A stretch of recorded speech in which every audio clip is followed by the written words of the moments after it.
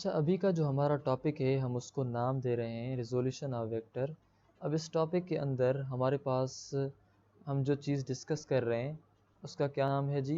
Resolution of vector. अब resolution of vector एक ऐसा प्रोसेस है जिसमें हम वेक्टर को उसके अपने टुकड़ों में कन्वर्ट करते हैं, उसको अपने हिस्सों में कन्वर्ट करते हैं। रिजोल्यूशन ऑफ वेक्टर जिसके अंदर क्या होता है कि हम इसको कहें इस तरह कि इसके अंदर हम स्प्लिट करते हैं एक वेक्टर को into its rectangular components, into its rectangular components. उसके जो रेक्टेंगुलर कंपोनेंट्स हैं हम उसको रेक्टेंगुलर यानी छोटे छोटे कंपोनेंट्स में टुकड़ा करते हैं, स्प्लिट करते हैं, तोड़ते हैं। तो इसी तोड़ने को, एक वेक्टर को तोड़ना उसके हिस्सों में रिजोल्यूशन ऑफ वेक्टर कहलाया जाता है। अगेन समझें, एक वेक्टर को अगर आप तोड़ेंगे उसके हिस्सों में तो उसके तोड़ने के प्रोसेस को हम कहते हैं रिजोल्यूशन ऑफ वेक्टर। अब किस तरह तोड़ते हैं वो हम बाद में समझ रहे हैं। अब हम किस किस एक्स एक्सिस में हम उसको तोड़ सकते हैं, उसको हम तीन किस्म के कंपोनेंट्स में तोड़ सकते हैं। मिसाल के तौर पर अगर आप उसको एक्स कंपोनेंट में तोड़ें, आप उसको वाई कंपोनेंट के अंदर भी तोड़ेंगे, इसी तरीके से आप उसको जेड कंपोनेंट के अंदर भी तोड़ सकते हैं।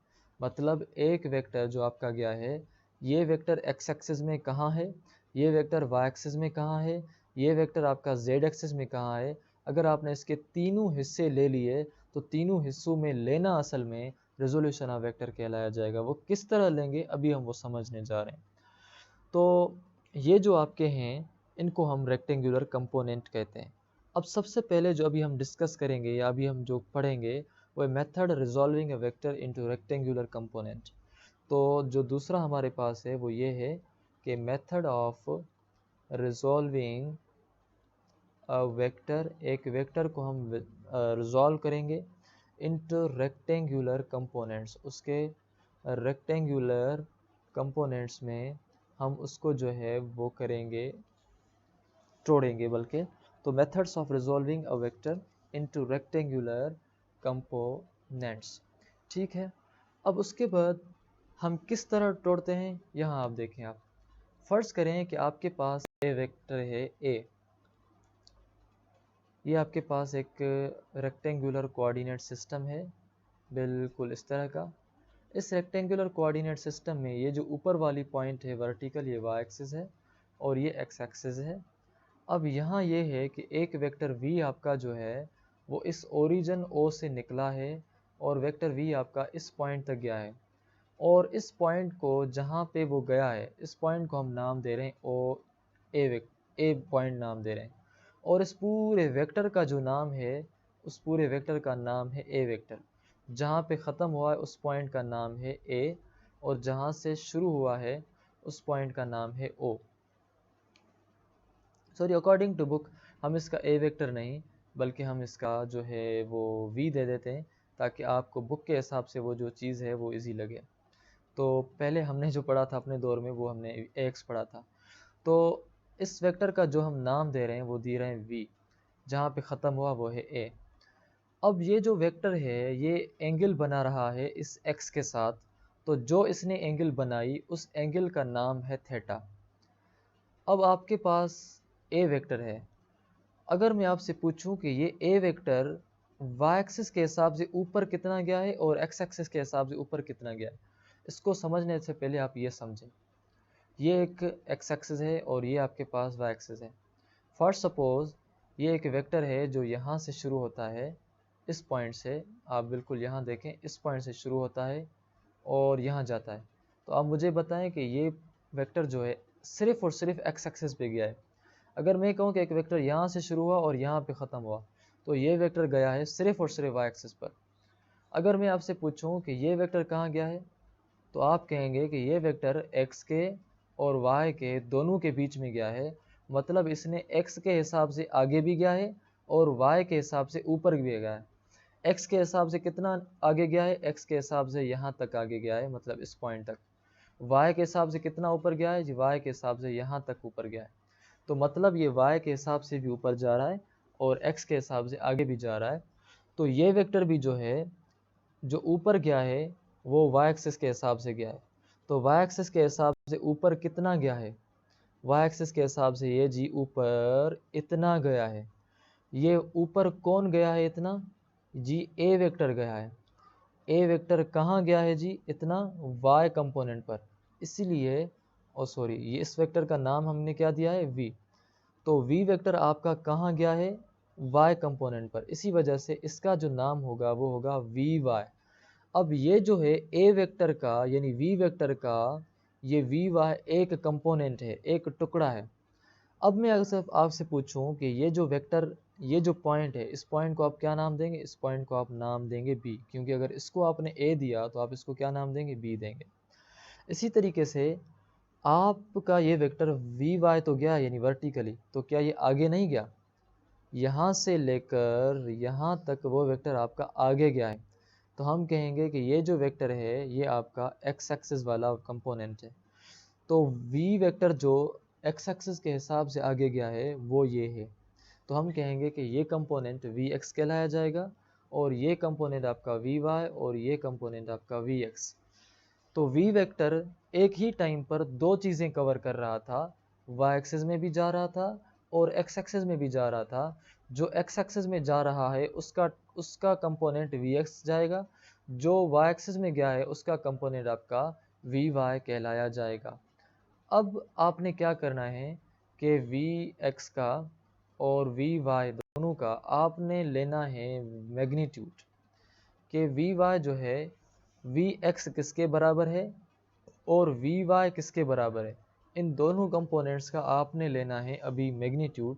तो वी एक्स आपका हॉरिजेंटल कंपोनेंट है, तो मैं लिखूँगा कि मैग्नीट्यूड ऑफ हॉरिजेंटल कंपोनेंट।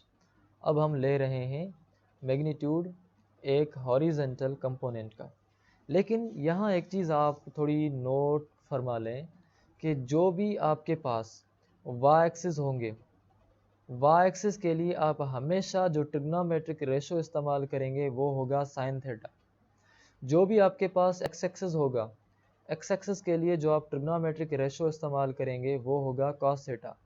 अगर आपके पास एंगल मालूम करनी हो, अगर आपने मालूम करना हो डायरेक्शन, तो उनके लिए जो आप ट्रिग्नोमेट्रिक रेशो लगाएंगे वो होगा टेन थीटा। आप ये तीन चीज़ें ज़रूर याद रख लें, आगे आपको हेल्प आउट करेंगी।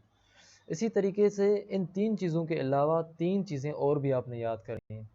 साइन थीटा जो है वो बराबर होता है आपका परपेंडिकुलर अपान हाइपोटेन्यूस के। इसी तरह जो कॉस थीटा है आपका वो बराबर होता है बेस अपान हाइपोटेन्यूस के। इसी तरह आपका जो टेन थीटा है वो आपका बराबर होता है परपेंडिकुलर अपान बेस के।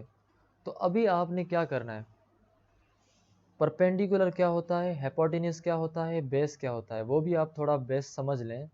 फॉर सपोज जहाँ पे ये पॉइंट ला कर रही है, यानी इसका जो एक्स एक्सिस है ये आपका बेस है, और ये जो पॉइंट बिल्कुल सीधी जा रही है इसको आप परपेंडिकुलर कहेंगे, और जो पॉइंट परपेंडिकुलर को और बेस को मिलाए आप उसको कहते हैं हाइपोटेन्यूस।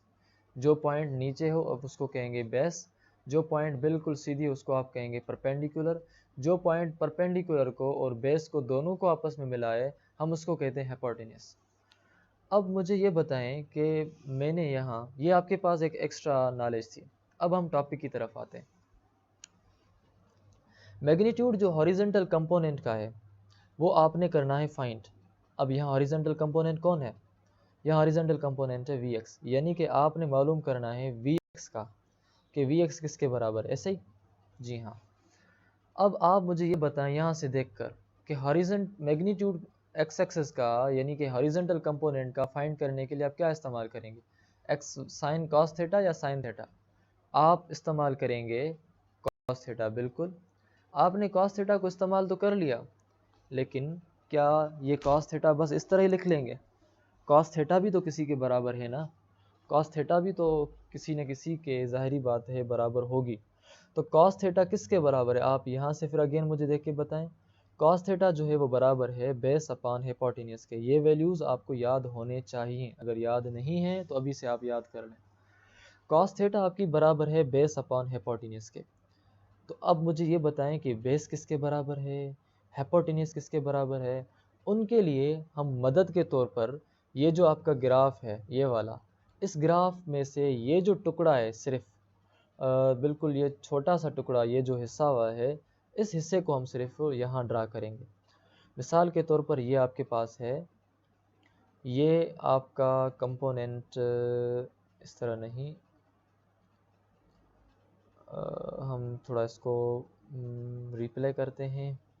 ठीक है, अब हमारे पास है कुछ इस तरह कि ये जो कंपोनेंट है आपका Vx है, इसी तरह ये जो कंपोनेंट है आपका V का वेक्टर है, और इसी तरह ये जो आपका कंपोनेंट है ये Vy है।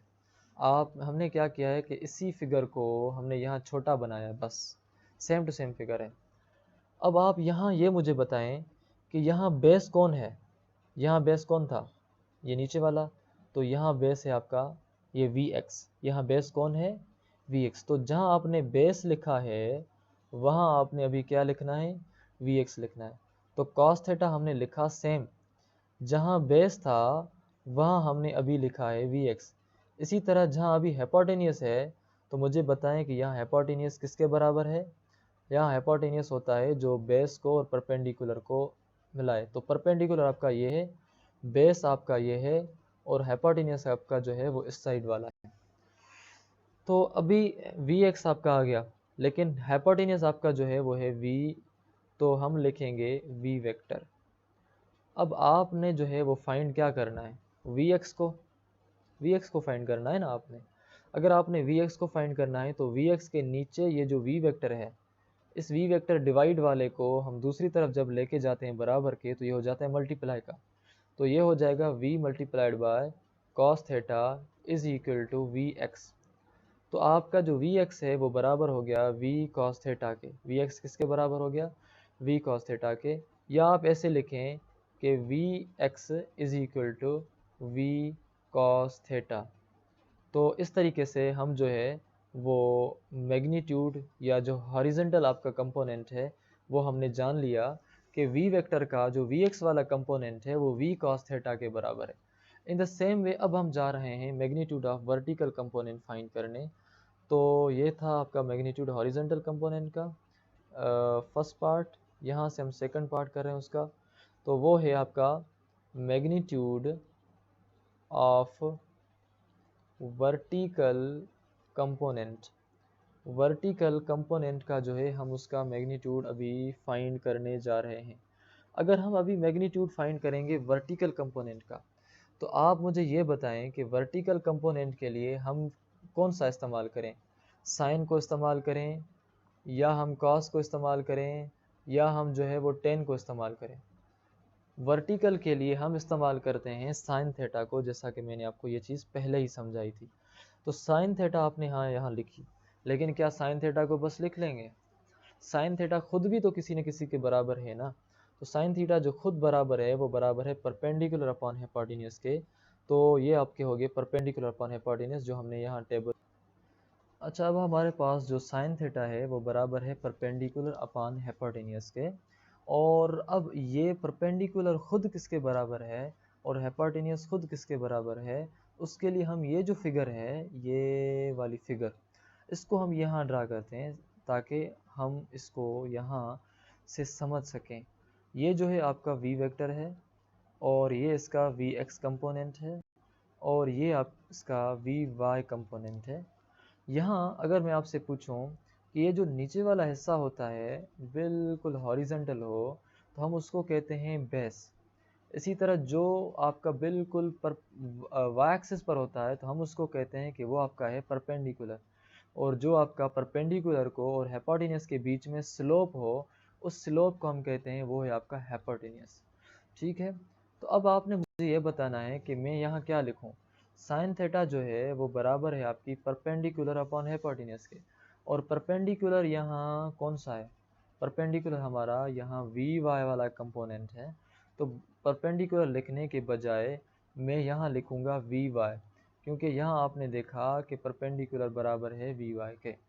इसी तरीके से आपके पास अपान में हाइपोटेन्यूस है, और हाइपोटेन्यूस आप यहाँ देख रहे हैं कि वो बराबर है वी कंपोनेंट के, तो आप लिखेंगे नीचे वी कंपोनेंट। लेकिन आप यहाँ फाइंड कर रहे हैं मैग्नीट्यूड ऑफ वर्टिकल कंपोनेंट, यानी कि वी वाई आप यहाँ फाइंड करने आए। तो आप यहाँ फाइंड किसको करना चाह रहे हैं, वी वाई को। तो ये जो v डिवाइड में है ये इसके साथ जब दूसरी साइड जाएगा तो ये हो जाएगा मल्टीप्लाई।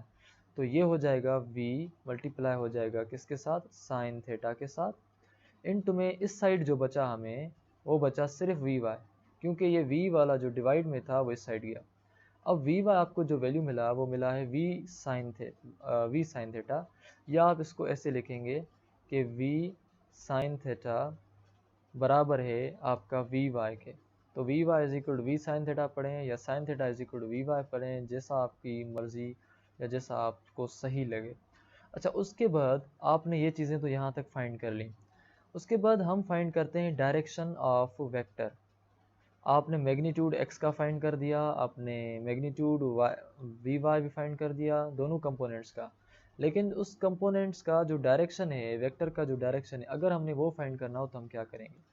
तो डायरेक्शन ऑफ वेक्टर अगर हम फाइंड करना चाहें तो हम पहले ये चीज़ पढ़ के आए कि जब भी आप डायरेक्शन फाइंड करेंगे तो उसके लिए आप इस्तेमाल करेंगे टेन थीटा को। तो अभी आप जो है इस्तेमाल कर रहे हैं टेन थीटा को। क्यों इस्तेमाल करेंगे टेन थीटा को, क्योंकि हम इस्तेमाल कर रहे हैं अभी डायरेक्शन को। तो आप मुझे ये बताएं कि टेन थीटा तो आपने इस्तेमाल की, लेकिन टेन थीटा खुद किसके बराबर है। टेन थीटा बराबर आपकी परपेंडिकुलर अपान बेस के। तो आपने लिख दिया यहाँ परपेंडिकुलर अपान बेस। अब आप वो फिगर बनाएं ताकि हमें वहाँ से आइडेंटिफाई हो सके। ये v था और ये vx था और ये आपका vy है। यहाँ आपका जो कंपोनेंट बेस वाला है वो ये वाला, और परपेंडिकुलर का वी वाला, और आपका हाइपोटेनस का जो कंपोनेंट है वो ये। आपने यहाँ लिखना है परपेंडिकुलर अपॉन बेस।